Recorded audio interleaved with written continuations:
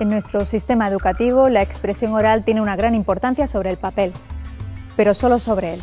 En la práctica se da prioridad a las pruebas por escrito. Alejandro Gómez Camacho, de la Universidad de Sevilla, nos cuenta cómo las lecturas en voz alta o el teatro pueden ser herramientas muy útiles. Elaborar un discurso y exponerlo eficazmente ante un auditorio. Es un trago, una situación embarazosa y difícil para todos, también para los alumnos, y una asignatura pendiente para un sistema educativo como el nuestro, que da prioridad a la expresión y los textos escritos. El profesor Alejandro Gómez Camacho es miembro del Departamento de Didáctica de la Lengua de la Universidad de Sevilla, pero sus 25 años en las aulas de secundaria le permiten diagnosticar con precisión las dificultades que entraña hablar bien. Es una situación mejorable.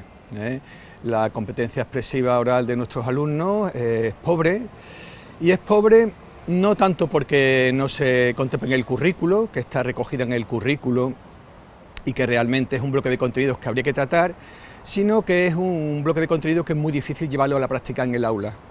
¿Por qué? Pues por muchos factores. A mí se me ocurre, por ejemplo, la inestabilidad del sistema educativo. Últimamente es que parece que somos la comidilla de todo el país, porque siguen diciendo que somos unos vagos y que no trabajamos y que no sabemos ni hablar. ¿Ustedes qué os parece eso? La retórica clásica, que agrupaba las técnicas para conseguir estructurar un discurso persuasivo, primero fue hablada, quizá porque la expresión oral es previa a la expresión escrita. La expresión oral es previa. Estamos hablando de la expresión oral formalizada, no la expresión oral coloquial, no una conversación en el patio. Estamos hablando de un nivel más avanzado de comunicación oral. Y yo, por ejemplo, ya te comenté antes que la administración educativa no presta mucha atención a la expresión oral, está mucho más centrado en la comprensión lectora y la expresión escrita.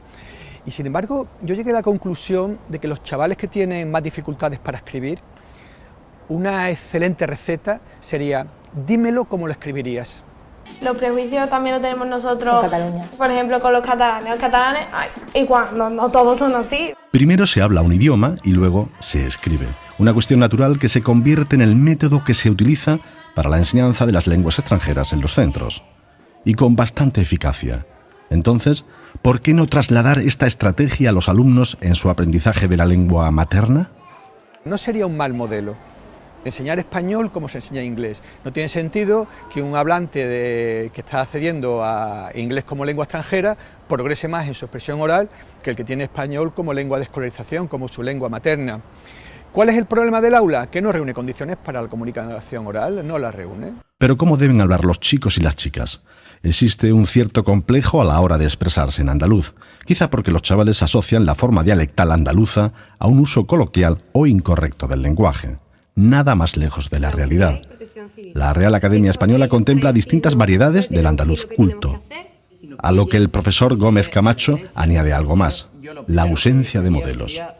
Y por último, yo creo que sería importante, aunque eso correspondería a toda la sociedad, fijar un modelo ortológico de pronunciación de lo que se entendería como andaluz culto. En ese aspecto, la televisión pública andaluza, pues yo creo que tendría un papel importante. La Macarena y yo nos parecemos en algo, en nada.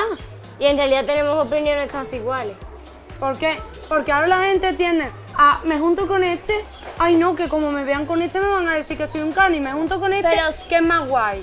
En cualquier caso, las nuevas tecnologías vienen a abrir un horizonte muy interesante como herramienta en el perfeccionamiento de la expresión oral, sin olvidar otros procedimientos clásicos como la lectura en voz alta, el teatro, la celebración de debates y algo que está más presente en la primaria que en la secundaria: la realización de asambleas, una estrategia que permite la exposición de ideas y la integración de opiniones diferentes.